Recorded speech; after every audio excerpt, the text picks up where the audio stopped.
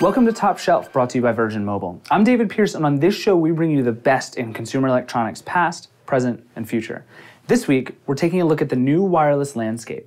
You hate your phone, you hate your plan, but what would it really take for you to change? For years, owning a cell phone has meant signing up for a 2-year contract, huge hassles every time you try to switch, and constant compromises. The cheapest carriers had the worst service, and the best phones only come with expensive strings attached. But T-Mobile just made a pretty aggressive play with a new range of contract-free smartphone plans and a bunch of new phones to go with them. $70 a month gets you unlimited data, talk, and text, and $99 plus $20 a month gets you an iPhone 5, a Galaxy S4, or an HTC One. The new plans would seem to complete T-Mobile's move away from 2-year contracts. It's a bold strategy, and the other national carriers, Sprint, AT&T, and Verizon, have definitely taken notice. But can T-Mobile's newfound swagger really change the playing field? We sent Nilay Patel out into the city to talk to people about their carrier relationships. And like all relationships, it gets complicated. Until early 2011, the only way to get an iPhone in the United States was to sign up with AT&T. In 2009, the only way to get the Motorola Droid was to sign up with Verizon. Back then, you weren't shopping for a carrier, you were shopping for a phone.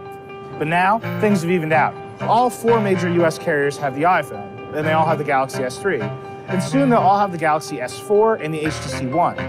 So the question is, what are you really getting out of your carrier? And why do we all seem to be in such incredibly long relationships with them? What carrier do you have? Sprint. T-Mobile. I'm on T-Mobile. AT&T. Virgin Mobile. I have Sprint. Verizon. AT&T. I've tried them all. They all suck, but Sprint sucks the least in my experience. The service is all right, but I mean, I'm personally thinking about switching over. Not sure where yet, though. Why have you stuck with T-Mobile for a decade? I don't know, I'm kind of lazy. How long have you had Verizon? For about 4 years now. Have you ever been in like a relationship with a person for 4 years? Yes. How's that going? It turned out in tragedy. How long have you had AT&T? Since like freshman year in high school. So, okay, yeah, you don't know that. So like probably yesterday? Yesterday now, like 8 years. 4 or 5 years. It's been maybe 5 years now. T-Mobile wants you to switch. The newly renegade carrier is banking on an aggressive marketing campaign, and what it says are far simpler plans. For a flat fee and no contract, you get unlimited minutes, messaging, and however much data you want to pay for. As T-Mobile says, there's no 2-year commitment required, and you can leave whenever you want. But even cheaper prices don't seem to encourage people to switch, especially because when you do the math, T-Mobile's prices aren't that much cheaper. But it's not the devices and it's not the prices that keep you committed to your carrier, and no one seems to be happy with that relationship. Would you switch if the price on another carrier was 20% lower? No, not really. I don't want to go through the hassle of changing over. 50% lower? Maybe. How much cheaper, 20%?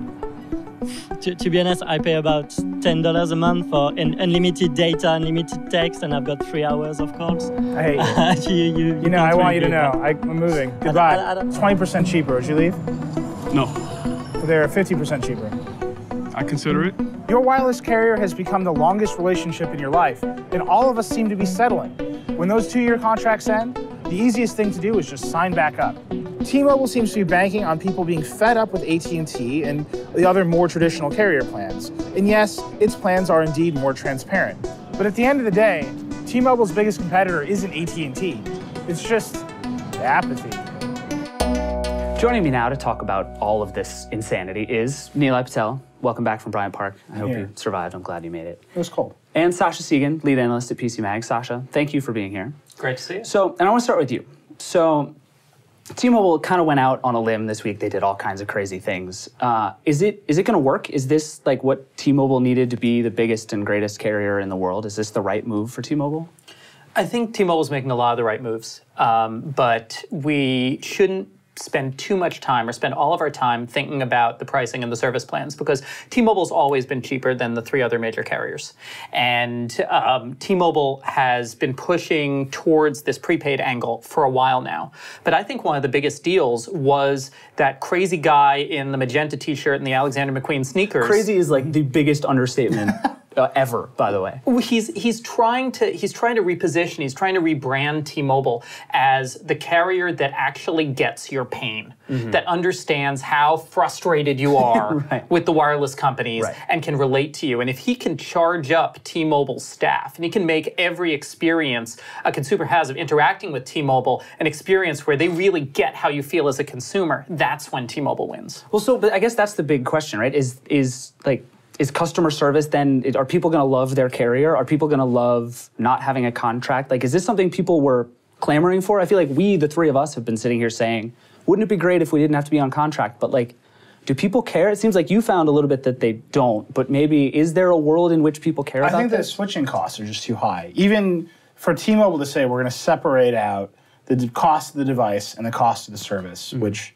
they've sort of done. They've at least made them different line items, which is interesting. Right. And now you're on a contract for the phone. But the dream, I think, is to be able to buy any phone and then open a window and have it say, AT&T has the best service in this area, and it'll cost $10. Right. And Verizon has slightly crappier service, it'll cost $8. And you can just push the button. And then when you go somewhere else, and you're like, man, Verizon's service here is better, and you push the button, and you're holding the phone, and your switching cost goes to zero, then that's the dream. That's I'm actually buying whatever service is best for me wherever and whenever. Well, and to some extent, we've had that, right, with these prepaid carriers. Like, is this...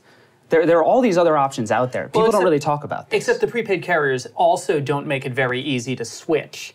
And we're not going to see this ease of switching between carriers for at least several more years because of the technical blocks the carriers have put in place to switching. So who are these carriers, I guess, is the big question. Like, we have the big four, and then there's all these other companies that give you cell service, and they've been offering, cheaper phones and cheaper service that you pay ahead of time. So, like, why haven't they caught on yet? What makes it important that T-Mobile is doing this is that if you look at a lot of the little guys, Virgin, Boost, H2O Wireless, Simple Mobile, Black Wireless, whatever. Those are just like the least crazy names of all. Yeah, those are the least crazy names. Yeah. Except for Metro PCS, Cricket, and US Cellular, most of the other ones don't actually run their own networks. They are using one of the big carriers' networks. And that means always Sprint, right? No, Simple Mobile's T-Mobile, Straight Talk is T-Mobile and AT&T, Net 10 is AT&T, et cetera, et cetera. But in any case, they've all signed contracts with the bigger carriers, which basically prevent them from endangering the larger carriers' businesses. Okay, these little guys are structured to not be a threat. So what does that mean? Like, they get to, too many customers, and then Sprint's like, whoa, whoa, whoa. They just can't alter their pricing. So it's basically a shell game, so that if you have bad credit, you don't become an AT&T customer, right? You go to one of these prepaid carriers, and they can deal with the risk of having customers with bad credit. T-Mobile's saying they don't care. And I actually think the device story for them is getting more interesting because they have the S3, they're going to have the S4, they have the One, they have the iPhone. And the iPhone in particular, you can unplug it from AT&T and go put it on T-Mobile's network. Right. They said they had 2 million people who have done that, already just bought it and switched, and before they even offered it. But it's like going to work now. Like, it's going to work. The newer versions of the 5 will work on their faster 42 megabit 4G network. It'll work on the LTE network. How much is that? The devices. Part of the other thing T-Mobile announced was like this big range of new devices. The devices are just ante. Okay, the devices are just what you need to be able to play at the table with the big boys. Okay. If you don't have an iPhone and a Galaxy S4 and an HTC One, you're not one of the big boys, and you're not going to be one of the big boys, and you're relegated to the second division. Right. Okay. So the devices are important, but they don't give T-Mobile any advantage. They just let T-Mobile play at the table.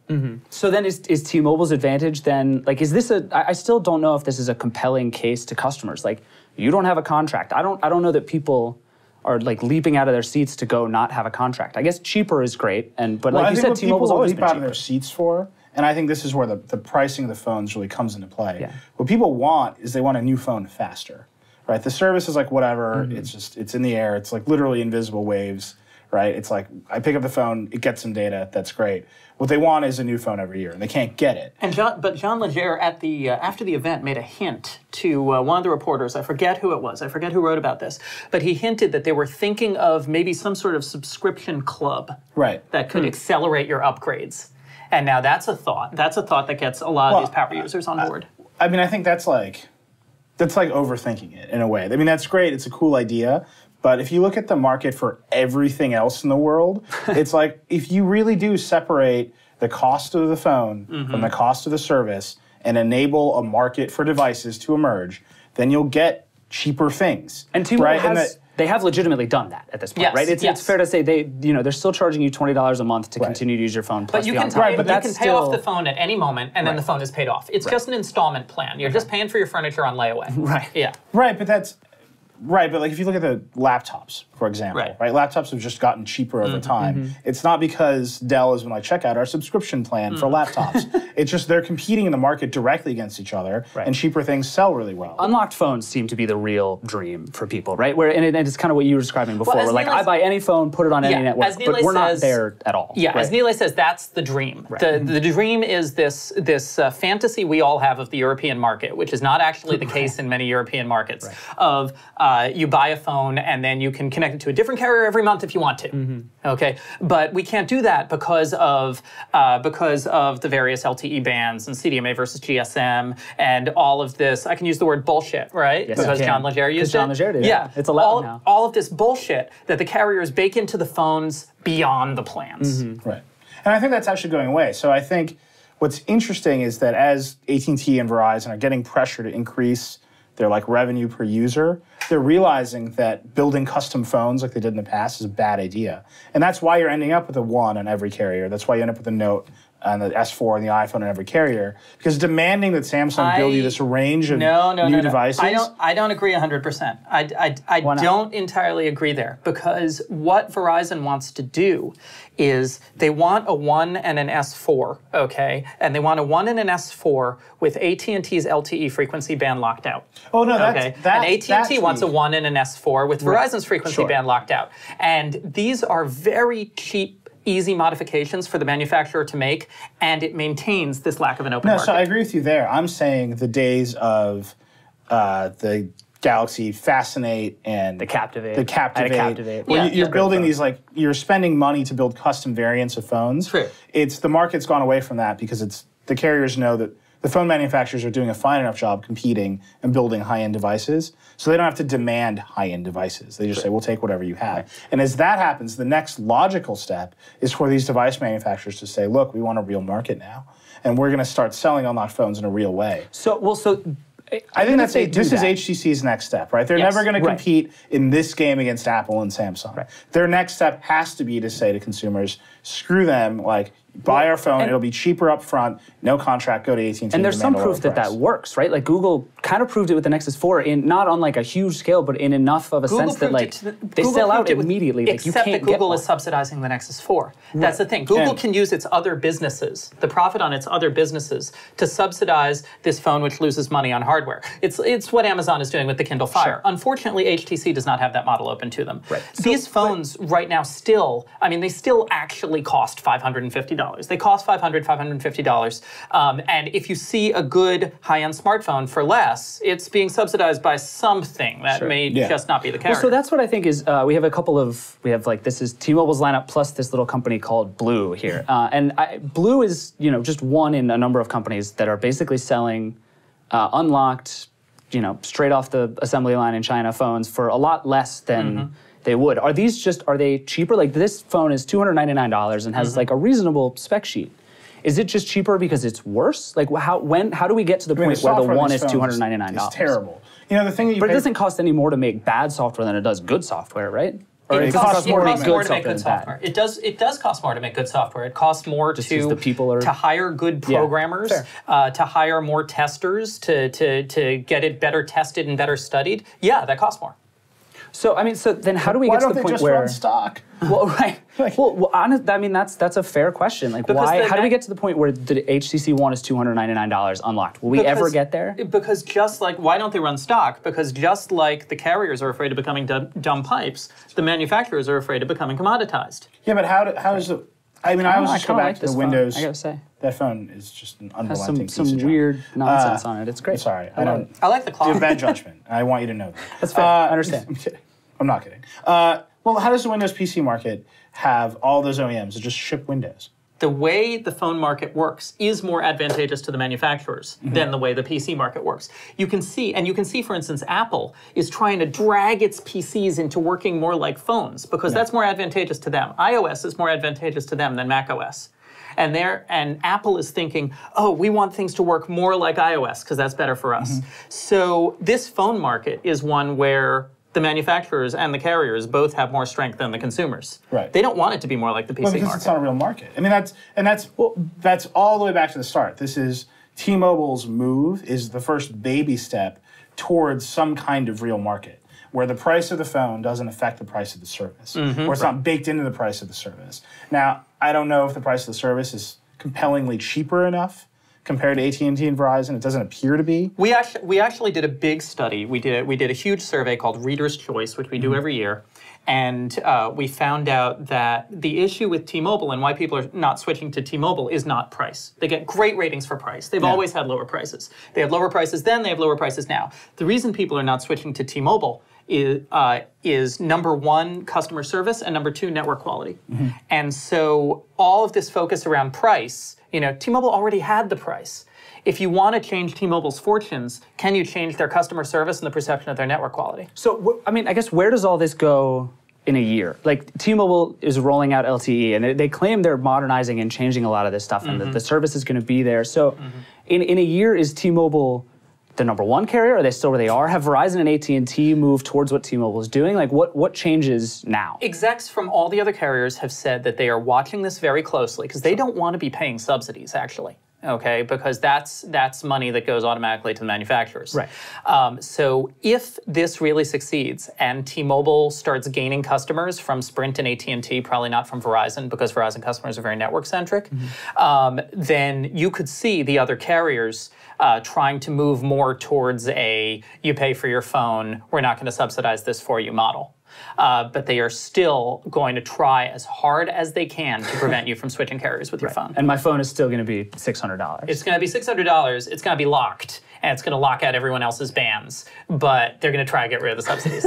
So things are still super depressing, just slightly less depressing. Slightly less depressing, especially apparently if you switch to T-Mobile, if their coverage is good enough. Yeah, fair enough. I'll take that. Thank you guys both so much for being here. Really appreciate it. And we'll talk again in a year when everything is still the worst. It's always somewhat of a pleasure. I'll take it. So, in completely unrelated news this week, I got to spend the week playing with the Razer Edge, Razer's new gaming tablet that they've introduced like 4 different times, but is finally coming out. It's a real product, and it's a tablet for gamers who really want to spend a whole lot of money to play games on the subway. There are 3 parts to the Razer Edge, really. The first is the tablet itself. It's a fairly normal-looking Windows 8 tablet. The biggest difference, the thing that sets the Edge apart, is that it's huge. It's 0.8 of an inch thick, making it not only thicker than most tablets, but most recent laptops as well. There's a 10.1-inch 1366 by 768 screen, surrounded by a pretty gigantic black bezel. The screen itself is okay. It's a little low res for a device this expensive, but it's bright and has good viewing angles. The only part that's rough is the touchscreen. It's just kind of unresponsive, often scrolling awkwardly or taking 3 taps to do something, which really makes no sense on a device this powerful. This is, Razer says, the only tablet with a discrete GPU inside, a separate graphics chip that is basically required for any kind of serious gaming. Along with the tablet itself, there are 2 accessories that are more or less required to get the most out of the Edge. One is the $100 docking station, which adds 3 USB ports and an HDMI port to the Edge. The other necessary accessory is the $250 gamepad controller. It adds a lot of weight to the Edge, but it also adds all the controls you'd need to play almost any game. You get 2 analog sticks and a D-pad, plus all the buttons and triggers you'd get on an Xbox or PlayStation controller as well. It also adds another battery into the Edge, which it turns out you kind of need. As a PC, the Edge is more or less what you'd expect. It's powerful enough to do anything you throw at it. It's spec'd like a high-end laptop, and it performs like one. But let's be honest, this isn't a tablet that also happens to play games, it's a gaming tablet. And I'm sort of surprised to say this, but it's a really good one. I played all sorts of games on the Edge, and everything I tried was playable. Not perfect. When I cranked up detail in Crysis 3, the frame rate definitely dipped enough that I could tell it was stuttering, but that's an incredibly intense game, and it was still playable.